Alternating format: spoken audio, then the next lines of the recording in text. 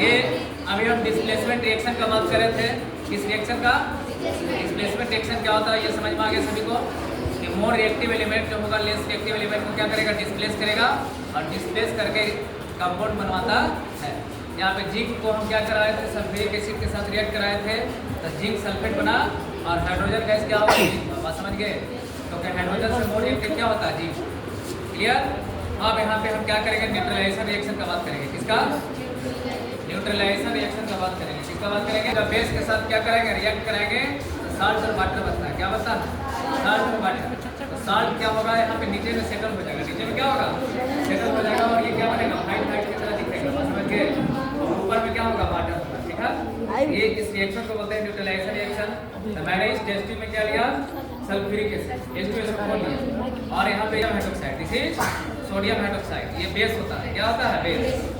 आप जानते हैं कि एसिड और बेस रिएक्ट करेगा आपस में तो बनेगा न्यूट्रलाइजेशन रिएक्शन और ये न्यूट्रल सब्सटेंस बनता है। क्या बनता है?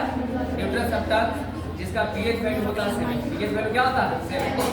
पीएच वैल्यू जिसका 7 होगा उसको बोलेंगे न्यूट्रल सब्सटेंस और जिसका पीएच वैल्यू होगा लेस देन 7 उसको बोलते हैं एसिड और जिसका पीएच वैल्यू होता है मोर देन 7 और 14 के बीच में उसको बोलते हैं बेस। क्या बोलते हैं? बेस। अब यहाँ पे देखिए होल्ड दिस, यहाँ पे ये सोडियम हाइड्रोक्साइड को क्या किए? सोडियम हाइड्रोक्साइड को सल्फ्यूरिक एसिड के अंदर डाले हैं। सोडियम हाइड्रोक्साइड को सल्फ्यूरिक एसिड के अंदर डाले हैं। ठीक है? तो ये क्या होगा? न्यूट्रलाइज होगा। क्या होगा? न्यूट्रलाइज होगा और न्यूट्रलाइज होने के बाद क्या बनेगा? Salt and water. Salt and water. अब साल्ट के रूप में क्या होगा? नीचे सेटल हो जाएगा। समझ गए? ये व्हाइट प्रेसिपिटेट के रूप में दिख रहा है कि नहीं? एक सॉलिड प्रोडक्ट दिख रहा है और ये कैसा है? व्हाइट है। ये व्हाइट जो नीचे में दिख रहा है क्या है? साल्ट है। क्या है? साल्ट। और ऊपर में जो दिख रहा है क्या है? वाटर।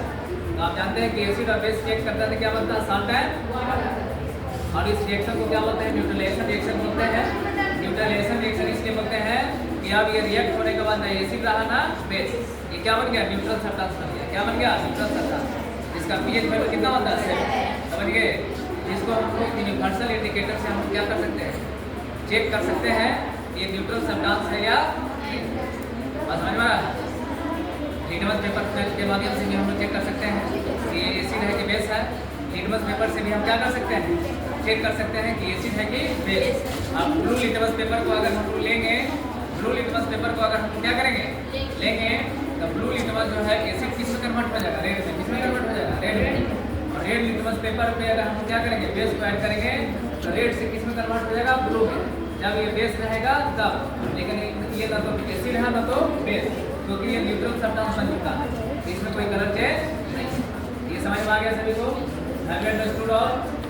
Any problem? ये टाइप्स ऑफ रिएक्शन होते हैं। न्यूट्रलाइजेशन रिएक्शन क्या होता है? डिस्प्लेसमेंट रिएक्शन क्या होता है? कॉम्बिनेशन रिएक्शन क्या होता है? बात समझ में आया है? इसमें और भी बहुत सारे रिएक्शन हैं जो आपने बुक में नहीं दिया होगा है। डबल डिस्प्लेसमेंट रिएक्शन होता है, ऑक्सीडेशन रिएक्शन होता है, रिडक्शन रिएक्शन होता है, रेडॉक्स रिएक्शन होता है। I will discuss about these all in next class. Thank you all of you. Okay, कि जब कोई भी केमिकल रिएक्शन होगा तो वहाँ पे टेम्परेचर चेंज होता है। या तो टेम्परेचर क्या करेगा? बढ़ेगा या तो घटेगा। तो जिसमें हीट क्या होता है? राइज करता है उसको बोलते हैं एक्सोथर्मिक रिएक्शन। क्या होता है? Exothermic reaction. और जब केमिकल रिएक्शन होगा तो हीट क्या होगा? डाउन, मतलब टेम्परेचर कम हो जाएगा। टेम्परेचर क्या हो जाएगा? कम, और ठंडा हो जाएगा। इसको बोलते हैं एक्सोथर्मिक रिएक्शन। क्या बोलते हैं? एक्सोथर्मिक रिएक्शन में हीट बढ़ता है और एक्सोथर्मिक रिएक्शन में हीट कमता है। अब इसको आप स्पीकर को टच करके देखिए क्या है? हीट होगा। आप टच कीजिए, देखिए आपको कैसा हीट दिख रहा? हो रहा है कि नहीं? अरे हीट है। टच करके देखिए हीट है कि नहीं? हीट है। इसको क्या बोलेंगे? बोलो, ये हीट है। बोले हीट है। इसको बोलेंगे एक्सोथर्मिक रिएक्शन। क्या बोलेंगे? एक्सोथर्मिक रिएक्शन बोलेंगे। और जिसमें हीट क्या हो जाता है? कम जाता है, उसको बोलते हैं एक्सोथर्मिक रिएक्शन। क्लियर? तो फोटोसिंथेसिस जो होता है उसको बोलते हैं एक्सोथर्मिक रिएक्शन। और डिकम्पोजिशन रिएक्शन जो भी होता है वो क्या होता है? डिकम्पोजिशन रिएक्शन जो होता है वो होता है एक्सोथर्मिक, उसमें हीट एब्जॉर्ब होता है। और कॉम्बिनेशन रिएक्शन, डिस्प्लेसमेंट रिएक्शन ये जब होगा इसमें हीट क्या होगा? राइज करता है, जिसको हम लोग बोलते हैं एक्सोथर्मिक रिएक्शन। ये है, इससे कोई दिक्कत